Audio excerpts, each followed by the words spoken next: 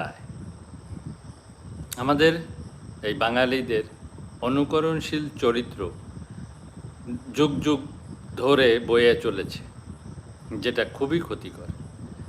আমরা আমাদের শিল্প, কৃষ্টি, কালচার, সংস্কৃতি সব কিছুকে উপেক্ষা করে বৈদেশিক শিল্প, সংস্কৃতি, কৃষ্টি, কালচারের প্রতি ঝুঁকে গেছি, যেটা খুবই ক্ষতির কারণ।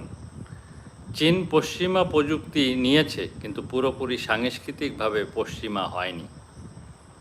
তারা ওখান থেকে নিয়েছে, যেটা প্রয়োজন সেটা রেখেছে, বাকিটুকু ছুঁড়ে ফেলে দিয়েছে।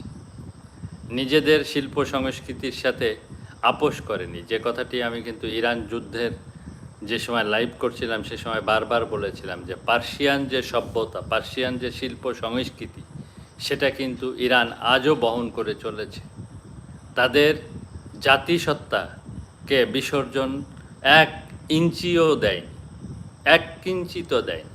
ঠিক চীনও তদ্রূপ তাদের জাতিসত্তার যে শিল্প, সংস্কৃতি, কৃষ্টি, কালচার, সেগুলো থেকে এক বিন্দুও ব্যতিক্রম বা ভিন্ন দিকে যাওয়া বা বিদেশি সংস্কৃতিকে ধারণ করা, তার কোনোটাই চীন করেনি। বিদেশ থেকে নিয়েছে, যে তাদের জ্ঞানের থেকে উন্নত জ্ঞান যেটা আছে সেখান থেকে সে হান্ট করেছে, কিন্তু নিজের রাষ্ট্র, জাতি, কোনো বিষয়ে চীন কিন্তু আপোষ করেনি।